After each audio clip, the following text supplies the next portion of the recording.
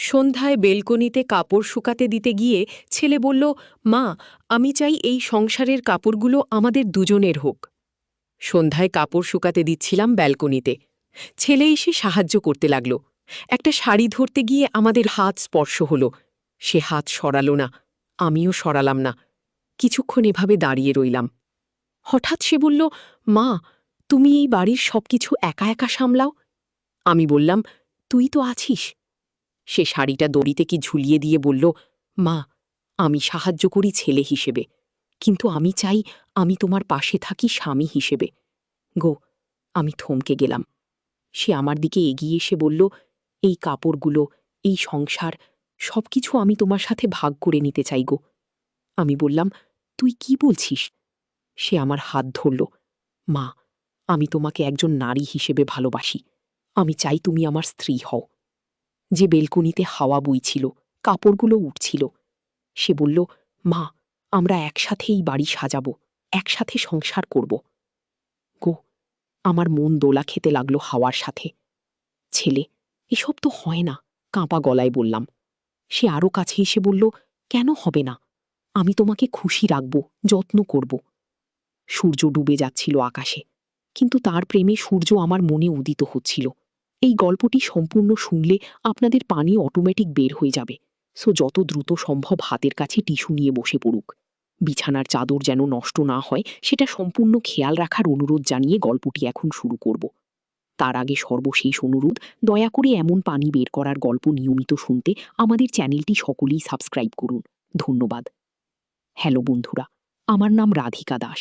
আমার বয়স 40 বছর। আমার স্বামীর নাম সুদীপ দাস, বয়স 43 বছর। আমাদের 2 সন্তান, রাজীব আর পুষ্পা। রাজীব 18 বছর বয়সী, কলেজে পড়ে। পুষ্পা 10 বছর বয়সী, স্কুলে যায়।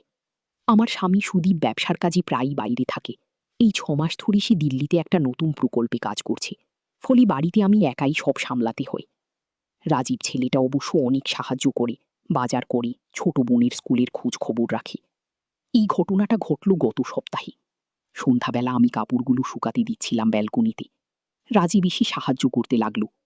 এমন সময় হঠাৎ করে প্রতিবেশীর বাড়ি থেকে আওয়াজ এলো, চোর, চোর। আমি আর রাজীব দুজনেই ভয় পেয়ে গেলাম। রাজীব বলল, মা, মনে হয় কাকুর বাড়িতে চুরি হচ্ছে কি? আমি বললাম, পুলিশে খবর দেওয়া উচিত। কিন্তু রাজীব বলল, আগে দেখি কি হচ্ছে। মা, তুমি এই কাপড়গুলো নিয়ে ভিতরে চলে যাও, আমি গিয়ে দেখে আসি। আমি তাকে একা যেতে দিতে চাইলাম না। বললাম, না রে, তুই যাবি না, বিপদ হতে পারে। কিন্তু রাজীব জোর করল, মা, আমি তো এখন বর হয়ে গেছি, তুমি চিন্তা করো না, আমি কাকুদের বাড়ির দেয়ালের ওপাশ থেকে দেখে আসো। এই বলে সে চলে গেল। আমি খুব চিন্তিত হয়ে পড়লাম। পুষ্পা তখন পড়ার ঘরে বসে হোমওয়ার্ক করছিল। আমি তার কাছে গিয়ে বললাম, মা পুষ্পা, দাদা গেছে পাশের বাড়িতে, তুই এখানে বসে থাক, আমি ব্যালকনি থেকে দেখছি। পুষ্পা বলল, মা, কি হয়েছে? তুমি এত চিন্তিত দেখাচ্ছ কেন? আমি বললাম, কিছু না মা, তুই পড়াশোনা কর। ব্যালকনিতে গিয়ে দেখি রাজীব পাশের বাড়ির দেয়ালের কাছে দাঁড়িয়ে কিছু দেখার চেষ্টা করছে। হঠাৎ সেখান থেকে একটা লোক দৌড়ে পালিয়ে গেল। রাজীব সেই লোকের পিছনে দৌড়াল। আমার হৃৎস্পন্দন বেড়ে গেল। রাজীব বলে চিৎকার করলাম, কিন্তু সে তো অনেক দূরে চলে গেছে। প্রতিবেশী চৌধুরী কাকু তখন বাইরে এসেছেন। তিনি আমাকে দেখে বললেন, রাধিকা, তোমার ছেলে এদিকে এসেছিল? একটা চোর ছিল আমার বাড়িতে। রাজীব সেই চোরের পিছনে দৌড়ে গেছে। আমি বললাম, কাকু, রাজীব কোন দিকে গেল? ওই যে রেল স্টেশনের দিকে গিয়ে। আমি আর দাঁড়িয়ে থাকতে পারলাম না। পুষ্পাকে বললাম, মা, তুই বাড়িতে থাক, দরজা বন্ধ করে রাখিস, আমি এখনই আসছি গো। পুষ্পা কান্না শুরু করল, মা, তুমি কোথায় যাচ্ছ? আমি একা ভয় পাচ্ছি। ওহ! আমি তাকে বুকে জড়িয়ে ধরে বললাম, কিছু হবে না মা, তোর দাদাকে খুঁজে আনতে যাচ্ছি, তুই ভয় পেও না। আগে চৌধুরী কাকু বললেন, আমিও তোমার সাথে যাব, এই অন্ধকারে তুমি একা যেও না। আগে আমরা দুজনে বেরিয়ে পড়লাম। রেল স্টেশনের দিকে যেতে যেতে চৌধুরী কাকু বললেন, চোরটা আমার বাড়ির জানালার কাঁচ ভেঙে ভিতরে ঢুকেছিল। আমি তখন টিভি দেখছিলাম। আওয়াজ শুনে গিয়ে দেখি একটা লোক আমার স্ত্রীর গহনার বাক্স নিয়ে পালানোর চেষ্টা করছে গিয়ে। আমি বললাম, তারপর আমি চিৎকার করে উঠলাম। লোকটা তখন বাক্স ফেলে দিয়ে জানালা দিয়েই পালিয়ে গেল। সেই সময় তোমার রাজীব এসে পড়ল। আমরা রেল স্টেশনের কাছে পৌঁছে দেখি রাজীব সেখানে নেই। আমি খুব চিন্তিত হয়ে পড়লাম। চৌধুরী কাকু বললেন, চল পুলিশ স্টেশনে যাই, ওরা খোঁজ করবে কু। কিন্তু ঠিক সেই সময় রাজীবকে দেখতে পেলাম। সে একটা পুলিশের সাথে হেঁটে আসছে। আমি দৌড়ে গিয়ে তাকে জড়িয়ে ধরলাম। মা, ভয় পেও না, আমি ঠিক আছি, রাজীব বলল। পুলিশ সাহেব বললেন, এই ছেলেটি চোরটাকে ধরতে সাহায্য করেছে। ওই যে দেখুন, ওটাই সেই চোর। দূরে দেখলাম কয়েকজন পুলিশ একটা লোককে নিয়ে আসছে। রাজীব আমাকে বলল, মা, চোরটা রেল স্টেশনের কাছে একটা পরিত্যক্ত বিল্ডিংয়ে লুকিয়েছিল। আমি পুলিশকে সেই জায়গাটা দেখিয়ে দিয়েছি। চৌধুরী কাকু খুশি হয়ে বললেন, বাহ রাজীব, তিনি তো সত্যিকারের একজন বীর। পুলিশ সাহেব বললেন, এই ছেলেটা খুবই সাহসী। তবে পরবর্তীতে এরকম পরিস্থিতিতে প্রথমে আমাদের জানানো উচিত। কি? আমি রাজীবকে বললাম, তুই তো আমার চোখের সামনে থেকে হারিয়ে গিয়েছিলি, আমি কত ভয় পেয়েছিলাম। রাজীব বলল, মা, আমি জানতাম তুমি চিন্তিত হবে, কিন্তু চোর তাকে পালিয়ে যেতে দিতে পারতাম না। আগে বাড়ি ফেরার পথে চৌধুরী কাকু বলতে লাগলেন, রাধিকা, তোমার ছেলে সত্যিই খুব ভালো, তুমি তার জন্য গর্ব করতে পারিতে। বাড়িতে পৌঁছে দেখি পুষ্পা জানালার কাছে দাঁড়িয়ে আমাদের জন্য অপেক্ষা করছে। আমাদের দেখে সে দৌড়ে এসে রাজীবকে জড়িয়ে ধরল। দাদা, তুমি কোথায় গিয়েছিলে? আমি কত ভয় পেয়েছি। রাজীব তার মাথায় হাত বুলিয়ে বলল, কিছু হয়নি পুষ্পা, এখন আমি এসে গেছি গো। সেদিন রাতে খাবার সময় রাজীব বলল, মা, আমি ভাবছিলাম বাবা এত দূরে থাকে, তুমি একা সব সামলাতে হয়, আমি তোমার আরও বেশি সাহায্য করব।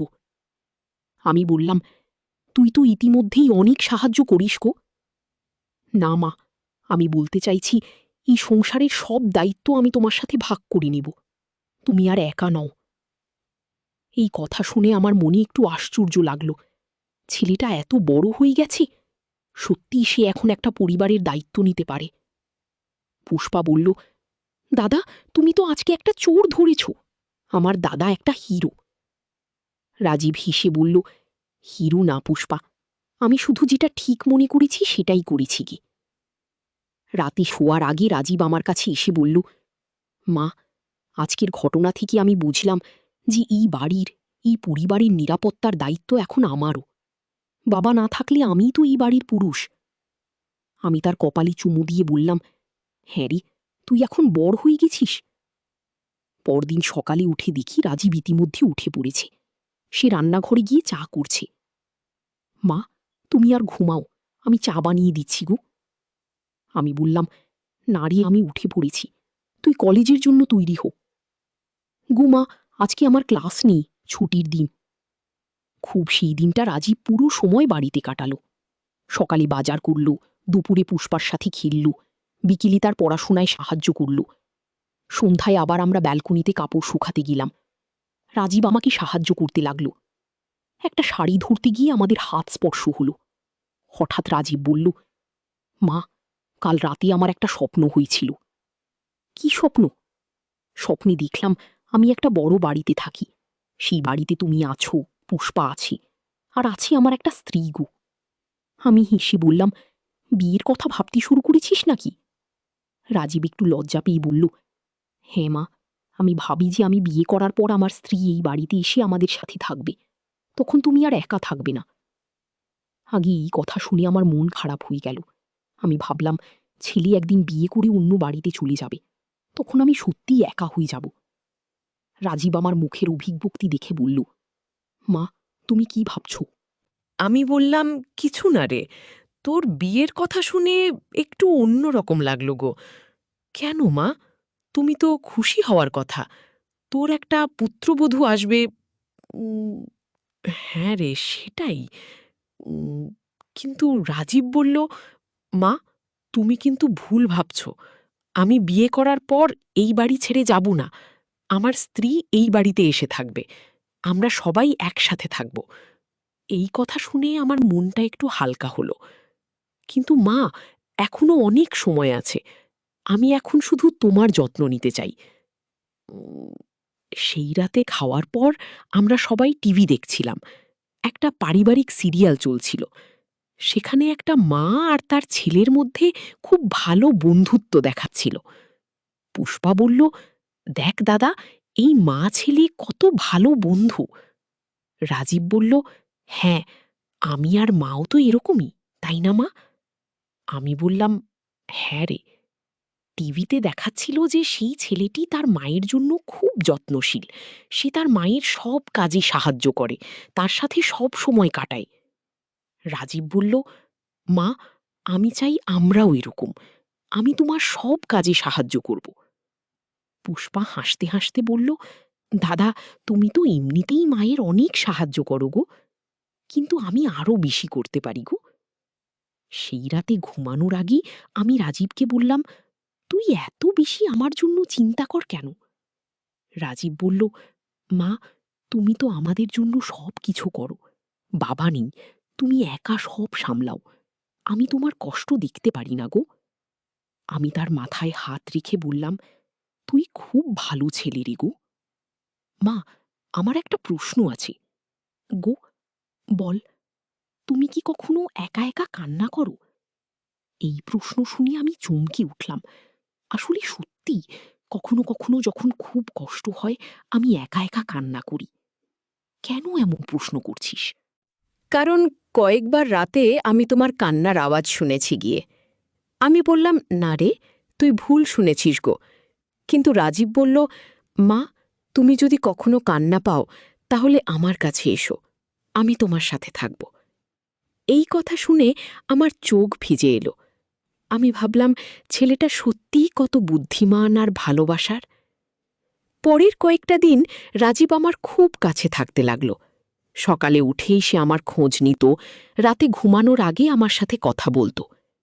একদিন সন্ধ্যায় আমি রান্নাঘরে রান্না করছিলাম। রাজীব এসে আমার পাশে দাঁড়াল। মা, আমি তোমাকে সাহায্য করব? তুই পারবি? হ্যাঁ, আমি শিখতে চাই। আমারও তো রান্না জানা উচিত। সে সত্যি খুব খুব মনোযোগ দিয়ে রান্না শিখতে লাগল। আমি তাকে সবকিছু শেখাতে লাগলাম। মা, আমি চাই আমি এই বাড়ির সব কাজ জানি। তাহলে তুমি অসুস্থ হলে বা কোনো সমস্যা হলে আমি সব সামলাতে পারব গো। আমি খুশি হয়ে বললাম, তুই সত্যিই একটা ভালো ছেলে গো। এভাবে কয়েক সপ্তাহ কেটে গেল। রাজীব ইতিমধ্যে অনেক কাজ শিখে গেছে। সে রান্না করতে পারে, কাপড় কাচতে পারে, ঘর পরিষ্কার করতে পারে। একদিন আমার একটু জ্বর এলো। রাজীব সারা দিন আমার সেবা করল। সে আমার জন্য খাবার বানালো, ওষুধ দিল, আমার পাশে বসে থাকল। পুষ্পা স্কুল থেকে এসে বলল, দাদা, তুমি তো একেবারে একজন নার্সের মতো মায়ের সেবা করছো। রাজীব হেসে বলল, মা অসুস্থ থাকলে আমি কি করে চুপচাপ থাকতে পারি? সেদিন রাতে আমার জ্বর আরও বেড়ে গেল। রাজীব সারা রাত আমার পাশে জেগে থাকল। বারবার আমার কপালে হাত দিয়ে দেখছিল। মা, তোমার খুব জ্বর, ডাক্তার ডাকবো? আমি বললাম, না রে, সকাল পর্যন্ত অপেক্ষা করি, তুই ঘুমিয়ে পড় গো। কিন্তু রাজীব বলল, আমি তোমার পাশেই থাকব, তুমি ঘুমাও। সারা রাত সে আমার পাশে চেয়ারে বসে থাকল। কখনো আমার কপালে ভিজা কাপড় রাখছিল, কখনো পানি খাওয়াচ্ছিল। সকালে উঠে দেখি আমার জ্বর অনেকটা কমে গেছে। রাজীব তখনও জেগে আছে। তুই সারা রাত ঘুমাসনি? মা, তুমি অসুস্থ, আমি কি করে ঘুমাতে পারি? আমার চোখ ভিজে এলো। এমন একটা ছেলে পেয়েছি যে আমার জন্য রাতে ঘুমায় না। দুপুরের দিকে আমি অনেক ভালো হয়ে গেলাম। রাজীব তখন একটু ঘুমিয়ে নিল। পুষ্পা আমার কাছে এসে বলল, মা, দাদা তোমার জন্য সারা রাত জেগেছিল, সে তোমাকে কত ভালোবাসে। আমি বললাম, হ্যাঁ মা, তোর দাদা খুব ভালো। ও সন্ধ্যায় রাজীব উঠে আমার কাছে এলো। মা, তুমি কেমন লাগছে এখন? অনেক ভালো। তোর যত্নে আমি সুস্থ হয়ে গেছি গো। রাজীব বলল, মা, আমি একটা কথা বলবো? বল। আমি ভাবছিলাম, আমি যদি এই বাড়িতেই থেকে যাই, মানে বিয়ে করার পরও। আমি অবাক হয়ে বললাম, কেন রে? কারণ তুমি একা থাকবে। বাবা তো বেশিরভাগ সময় বাইরে থাকে। পুষ্পাও একদিন বিয়ে করে চলে যাবে। তখন তুমি একেবারে একা হয়ে যাবে গো। আমি বললাম, এইসব নিয়ে তুই এখনই চিন্তা করিস না আগে। কিন্তু রাজীব বলল, না মা, আমি এখনই ঠিক করে রাখতে চাই। আমি এই বাড়িতেই থাকব। আমার স্ত্রী এখানে এসে থাকবে। আমরা সবাই একসাথে একটা বড় পরিবার হয়ে থাকব। এই কথা শুনে আমার মনটা ভালো হয়ে গেল। আসলে আমি সত্যিই ভয় পেতাম যে ছেলে বড় হয়ে আমাকে ছেড়ে চলে যাবে। কিন্তু তোর স্ত্রী রাজি হবে? আমি এমন একটা মেয়েকে বিয়ে করব যে আমার মাকে ভালোবাসবে, যে এই বাড়িতে এসে খুশিতে থাকবে। গিয়ে আমি তার মাথায় হাত বুলিয়ে দিলাম, তুই সত্যিই একটা ভালো ছেলে। গিয়ে সেই রাতে খাওয়ার সময় পুষ্পা বলল, দাদা, তুমি আমাদের সাথেই থাকবে, চলে যাবি না?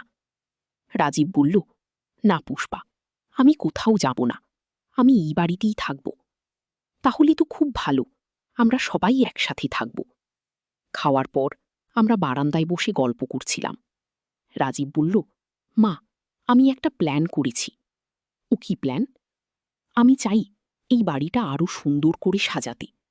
নতুন ফার্নিচার আনব, দেয়ালে সুন্দর পেন্টিং লাগাবো গো। পুষ্পা হাততালি দিয়ে বলল, বাহ দাদা, তাহলে আমাদের বাড়ি একেবারে রাজবাড়ির মতো হয়ে যাবে। আমি বললাম, এত টাকা কোথায় পাবি? রাজীব বলল, আমি পার্ট টাইম কাজ করব, কলেজের পড়াশোনার পাশাপাশি টিউশানি করব। আমি বললাম, তোর পড়াশোনার ক্ষতি হবে না? না মা, আমি সব সামলাতে পারব। সত্যি, পরের সপ্তাহ থেকে রাজীব কয়েকটা বাচ্চাকে টিউশানি পড়ানো শুরু করল। সন্ধ্যায় 2 ঘন্টা সে টিউশানি করত। প্রথম মাসেই সে বেশ ভালো টাকা আয় করল। সেই টাকা দিয়ে সে বাড়ির জন্য কিছু জিনিস কিনল। একদিন সে বাজার থেকে সুন্দর একটা ফুলদানি নিয়ে এলো। মা, এটা কেমন লাগছে? আমি বললাম, খুব সুন্দর, কিন্তু এত দামি জিনিস কেনার কি দরকার? মা, আমি চাই আমাদের বাড়ি সুন্দর হোক। যখন কেউ আসবে তখন যেন বলে, বাহ, কি সুন্দর বাড়ি। পুষ্পা বলল, দাদা ঠিকই বলেছে, আমাদের বাড়ি এখন আগের চেয়ে অনেক সুন্দর লাগছে। গিয়েও সত্যি, রাজীব একটু একটু করে বাড়িটা খুব সুন্দর করে সাজাচ্ছিল। এক সন্ধ্যায় আমরা বারান্দায় বসে আছি। হঠাৎ রাজীব বলল, মা, আমার কলেজে একটা মেয়ে আছে। কি? আমি চমকে উঠলাম। মানে মানে সে আমার সাথে ভালো ব্যবহার করে, আমিও তাকে পছন্দ করি গিয়েও। পুষ্পা হেসে বলল, দাদার গার্লফ্রেন্ড। রাজীব লজ্জা পেয়ে বলল, চুপ কর পুষ্পা গিউ। আমি বললাম, তার নাম কি? প্রিয়াঙ্কা। সে আমার সাথেই পড়ে গিউ। কেমন মেয়ে? খুব ভালো। সে খুব পড়াশোনা করে আর পরিবারকে খুব ভালোবাসে গিউ। আমি বললাম, তুই তার বাবা মায়ের সাথে পরিচয় করিয়েছিস? এখনও না, কিন্তু আমি চাই তুমি তার সাথে দেখা করো গিউ। এই কথা শুনে আমার মনে একটু খারাপ লাগল। আমি ভাবলাম, এখনই তো ছেলের মনে অন্য মেয়ের জায়গা হয়ে গেল। রাজীব আমার মুখের অভিদ্যপ্তি দেখে বলল, মা, তুমি চিন্তিত হচ্ছ কেন? আমি তো বলেছি আমি এই বাড়িতেই থাকব। আমি বললাম, না রে, আমি চিন্তিত নই গো। মা, প্রিয়াঙ্কা খুব ভালো মেয়ে, সে তোমাকে খুব ভালোবাসবে গো। পুষ্পা বলল, দাদা, তুমি তাকে আমাদের বাড়িতে নিয়ে আসবে? হ্যাঁ, একদিন নিয়ে আসবো। সেই রাতে আমার ঘুম আসছিল না। আমি ভাবছিলাম রাজীবের বিয়ের কথা। সত্যিই একদিন সে বিয়ে করবে, তখন তার স্ত্রী এই বাড়িতে আসবে।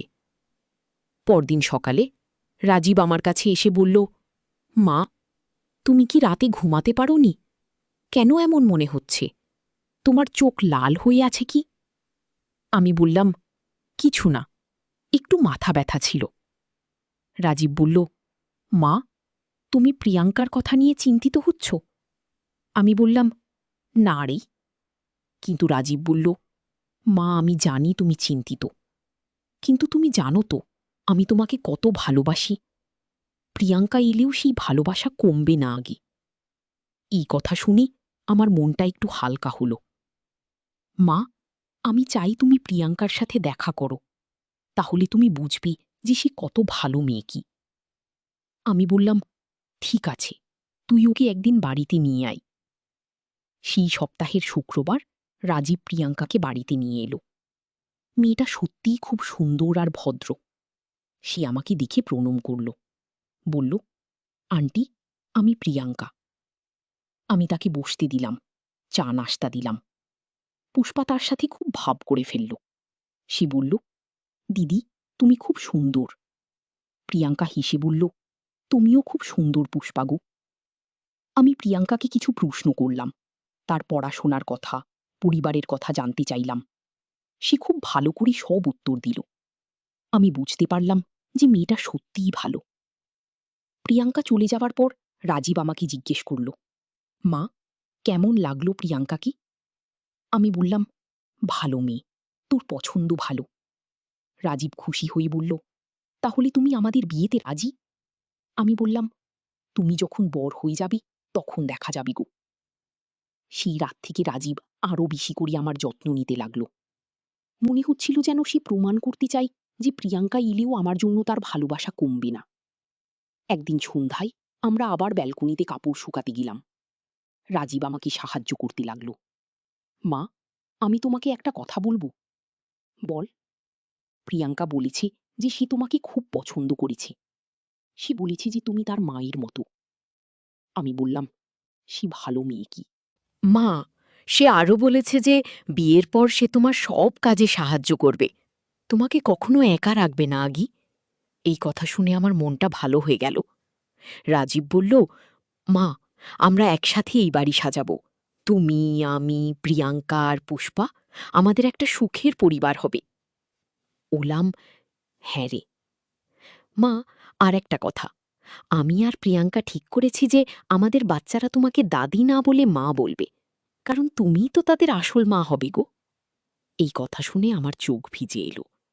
আমি ভাবলাম, এমন একটা ছেলে পেয়েছি যে আমাকে কখনো একা রাখবে না। সূর্য ডুবে যাচ্ছিল আকাশে। আমি আর রাজীব কাপড় শুকিয়ে ভিতরে আসলাম। সে রাতে ঘুমানোর আগে রাজীব আমার কাছে এসে বলল, মা, আমি তোমাকে প্রতিজ্ঞা করছি যে আমি সারা জীবন তোমার যত্ন নেব, তোমাকে কখনো একা রাখব নাই। আমি তার কপালে চুমু দিয়ে বললাম, তুই আমার সবচেয়ে বড় সম্পদ গো। এভাবেই আমার জীবনে একটা নতুন অধ্যায় শুরু হলো। রাজীব আর প্রিয়াঙ্কার সাথে আমি একটা সুখের স্বপ্ন দেখতে লাগলাম, যেখানে আমি একা নই, যেখানে আমার চারপাশে ভালোবাসা আর যত্ন। তারপর একদিন সুদীপ দিল্লি থেকে ফিরে এলো। সে রাজীবের পরিবর্তন দেখে খুব খুশি হল। রাজীব, তুই তো অনেক বুদ্ধিমান হয়ে গেছিস, মায়ের এত যত্ন নিচ্ছিস। রাজীব বলল, বাবা, মা আমাদের সবার জন্য কত কষ্ট করে, আমি তার সেই কষ্ট কমাতে চাই। হোক। সুদীপ আমাকে বলল, রাধিকা, আমাদের ছেলে সত্যিই বড় হয়ে গেছে গো। আমি বললাম, হ্যাঁ, সে এখন একজন দায়িত্বশীল মানুষ গো। সুদীপ রাজীবের প্রিয়াঙ্কার কথা শুনে খুব খুশি হল। সে বলল, মেয়েটাকে আমিও দেখব গো। পরের সপ্তাহে প্রিয়াঙ্কা আবার এলো। এবার তার বাবা মাও এসেছিল। আমরা সবাই মিলে তাদের সাথে দেখা করলাম। প্রিয়াঙ্কার বাবা মা খুব ভালো মানুষ। তারাও চাই যে প্রিয়াঙ্কা আমাদের বাড়িতে এসে থাকুক। প্রিয়াঙ্কার মা আমাকে বলল, আপনার ছেলে খুব ভালো, প্রিয়াঙ্কা তার কথা সব সময় বলে গো। আমি বললাম, আপনার মেয়েও খুব ভালো। সেদিন সবাই মিলে ঠিক করলাম যে রাজীব আর প্রিয়াঙ্কার বিয়ে আগামী বছর হবে। সেই রাতে রাজীব আমার কাছে এসে বলল, মা, এখন তুমি খুশি? আমি বললাম, হ্যাঁ রে, খুব খুশি গো। মা, আমি জানি তুমি প্রথমে একটু চিন্তিত ছিলে, কিন্তু এখন তুমি দেখছো যে আমার বিয়ে হলেও আমি তোমার থেকে দূরে যাব না। আমি তার হাত ধরে বললাম, তুই সত্যিই একটা ভালো ছেলে, আমি তোর জন্য গর্ব করি গো। মা, আগামী বছর প্রিয়াঙ্কা এই বাড়িতে এসে থাকবে, তখন তোমার একটা মেয়ে হবে গো। আমি বললাম, হ্যাঁ, আমি তার অপেক্ষায় আছি গো। এভাবেই আমার জীবনের একটা সুন্দর পর্ব শুরু হলো, যেখানে আমি আর একা নই, যেখানে আমার চারপাশে ভালোবাসা আর যত্ন। আর রাজীব, সে এখনো প্রতিদিন আমার যত্ন নেয়া, প্রিয়াঙ্কার সাথে পরিচয়ের পরেও সে আমার জন্য সময় কাটায়, আমার সাথে কথা বলি, আমার সব কাজে সাহায্য করে। আমি বুঝে গেছি যে রাজীব যখন বলেছিল, ও, এই সংসারের কাপড়গুলো আমাদের দুজনের হোক, তার মানে ছিল সে চাই এই পরিবারের সব দায়িত্ব আমার সাথে ভাগ করে নিতে। সে চেয়েছিল আমাকে একা রাখতে নয়, বরং আমার পাশে একজন দায়িত্বশীল ছেলে হিসেবে থাকতে। আর আজ যখন আমি এই গল্পটা বলছি, তখন রাজীব আর প্রিয়াঙ্কার বিয়ে হয়ে গেছে। প্রিয়াঙ্কা এই বাড়িতে এসেছি, সে সত্যিই আমার মেয়ের মতো। আর এইভাবেই আমার জীবনের সবচেয়ে সুন্দর অধ্যায়টি শুরু হয়েছিল একটি সন্ধ্যায়, ব্যালকনিতে কাপড় শুকানোর সময়, যখন আমার ছেলে আমাকে বলেছিল যে সেই সংসারের সব দায়িত্ব আমার সাথে ভাগ করে নিতে চাই।